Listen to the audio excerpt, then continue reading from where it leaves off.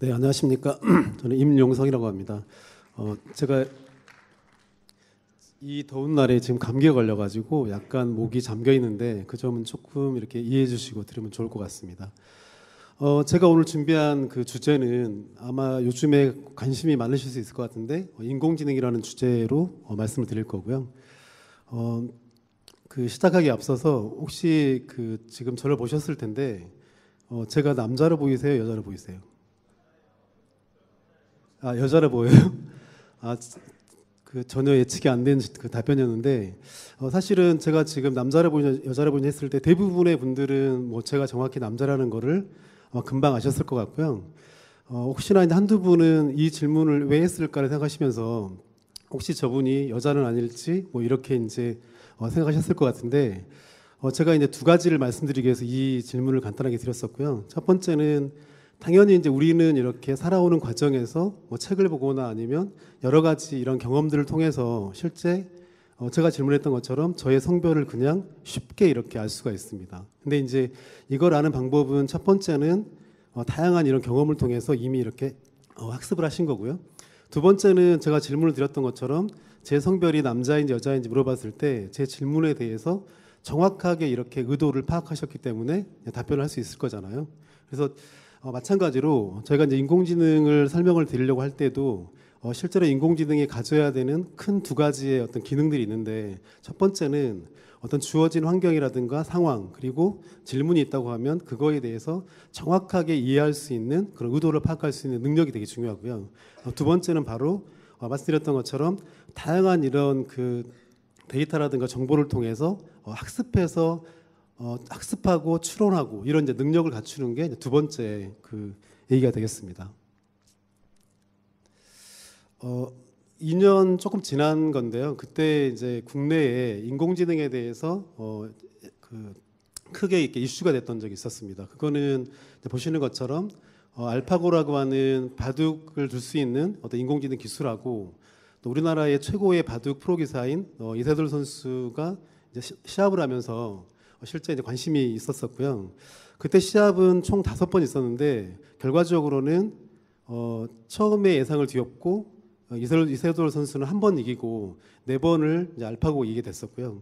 그리고 이제 그 당시에 2016년 3월달에 오른쪽 아래 보시는 것처럼 그 당시에 세계 바둑의 1인자는 중국의 커제 구단이었습니다. 그래서 그때 이제 이세돌 구단이 실제로 바둑을 첫 판을 치고 두 번째 판을 치고 했을 때 중국의 커제 구단은 자기라면 이길 수 있다라고 해서 이제 그때 정말 이세돌 구단이 잘 못 둔 거다라는 식으로도 얘기를 많이 했었고요. 근데 결과적으로는 5번을 준 동안에 4번째 판인가를 이세돌 구단이 이기고 또 나머지 판도 져서 그 결과는 한 번 이기고 4번 진 거가 됐었고요. 그로부터 1년 뒤에 실제로 커제 구단하고 또 알파고가 바둑을 두게 되는데 그때는 3번을 뒀는데 3번 다 커제 구단이 지게 됩니다. 그래서 정말 이제 놀라웠던 거는 정말 이게 사람보다 인공지능이 훨씬 더 똑똑한 것인지 이런 거에 대한 어떤 자문도 있었고 어떤 문제 제기도 있었었죠. 근데 실제로 이렇게 이제 게임과 같은 분야에서는 실제 인공지능은 단순하게 이렇게 CPU가 1개, 2개가 아니라 필요에 따라서는 뭐 수천 개의 CPU를 동시에 돌릴 수 있기 때문에 실제 우리와 같은 사람들이 가질 수 있는 어떤 순간적인 용량이라든가 그런 거를 쉽게 넘어가기 때문에 때에 따라서 사람보다 훨씬 빠르게 그리고 사람보다 훨씬 정교하게 의사결정을 할 수 있습니다. 특히 이제 알파고 같은 이런 이제 게임 분야 같은 경우는 과거에는 뭐 장기라든가 체스 그리고 여러 이제 게임 분야에서 실제로 이제 사람하고 인공지능의 이런 대결들이 있었는데 대체적으로는 인공지능이 학습을 통해서 이런 게임에 대한 것들을 충분히 인지하고 그다음에 결정해서 대체적으로는 이제 사람을 이제 이긴 결과들이 많이 나와 있습니다. 바둑 같은 경우가 실제로 가장 늦게 이렇게 발전하게 된 거는 실제 바둑을 뒀을 때 나타나는 경우의 수가 보통 저희가 예상할 수 없는 정도의 이제 큰 숫자가 되겠는데요. 보통 10에 81승이라고 얘기를 하고 있습니다. 근데 그 얘기는 뭐냐면 전 이 우주에 있는 별의 개수를 뭐 저희가 사실 예측할 수 없는 거잖아요. 그래서 보통은 사람들이 상상할 수 없는 어떤 무한대의 어떤 숫자의 개념을 보통 10에 80승, 81승 얘기해야 되는데 바둑이 그만큼 이제 많은 그런 경우의 수를 가지고 있습니다.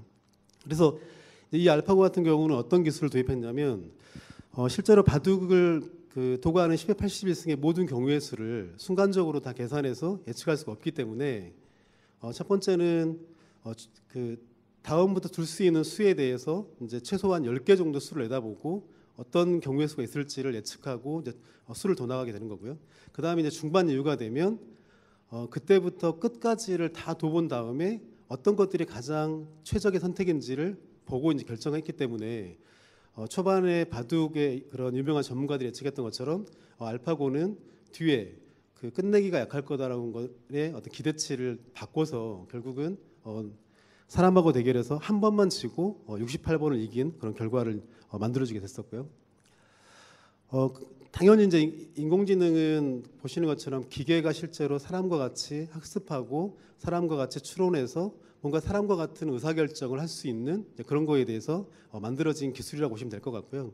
물론 여러 가지 기술적인 이제 부분들이 있는데 뒤에 몇 가지 사례를 가지고 좀 설명을 드리겠습니다. 처음 인공지능이 얘기됐던 거는 1950년도에 시작이 됐었고요.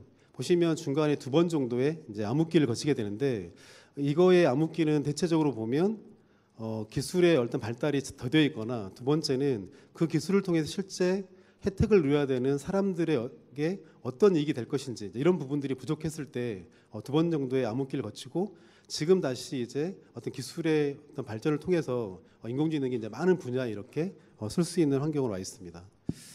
첫 번째는 저희가 흔히 상상할 수 있는 자율주행차가 되겠는데요. 아마 여기 계시는 아직 학생분들이니까 운전에 대해서 면허증이 없으실 것 같긴 한데 이제 운전을 내가 직접 하지 않고도 차가 알아서 길을 가주거나 내가 원하는 목적지를 데려다 줄 수 있는 거. 이 부분에는 지금 아직까지는 많은 연구가 더 필요한 부분이 실제로 이렇게 시험 운전을 하고 있긴 하지만 아직은 실제 도로에 이런 자율주행차를 내보내기에는 아직 여러 가지 이런 시험 과정이 있다 보실 수 있을 것 같고요.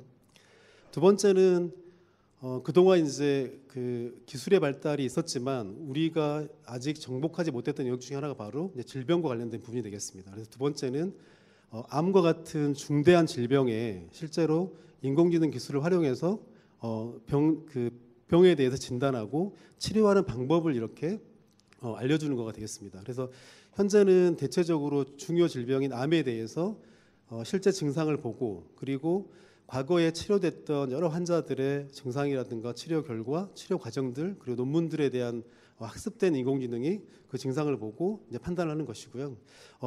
이제 이 분야 같은 경우는 당연히 사람의 생명과 직결되기 때문에 전문가인 의사가 최종적으로 인공지능의 결과를 가지고 진료를 처방하거나 판단하는 것들이 같이 들어가 있습니다. 그리고 세 번째 부분은 실제 이게 이제 미국에 있는 대학교에서 있었던 일이겠는데요. 대학교 박사과정에 조교로 지라스지라고 하는 인공지능 조교를 만들어서 실제 학생들은 만나서 하는 게 아니고 이메일로 학사와 관련된 일정들을 이렇게 질문하게 되면 지라스니 이메일로 답변해주는 이런 형태였었습니다. 근데 실제 학기가 진행되는 6개월 동안 학생들은 이 조교가 백인의 예쁜 여자 조교일 거라고 실제 이제 짐작을 했었고요. 결과적으로는 그런 사람이 아니고 인공지능이 대학원생들의 그런 학사에 대한 질문을 받고 그거에 답을 해줬던 사례가 되겠습니다. 그리고 네 번째는 요즘에 이제 호텔이라든가 아니면 은행 이런 데 가시면 이제 쉽게 가끔 볼 수 있는데 호텔과 같은 곳에 놓여져서 실제 오시는 이제 손님들이 호텔의 어떤 기본적인 안내라든가 아니면 호텔 주변에 맛있는 곳이 어디냐라고 이렇게 물어보게 되면 이제 그거에 대해서 답변해주는 그런 이제 로봇이 되겠고요. 요즘에는 이런 부분들은 쉽게 이렇게 요즘 기술로는 만들어질 수가 있습니다. 마지막은 제가 이걸 만들 때는 이제 제가 이거를 만들 때는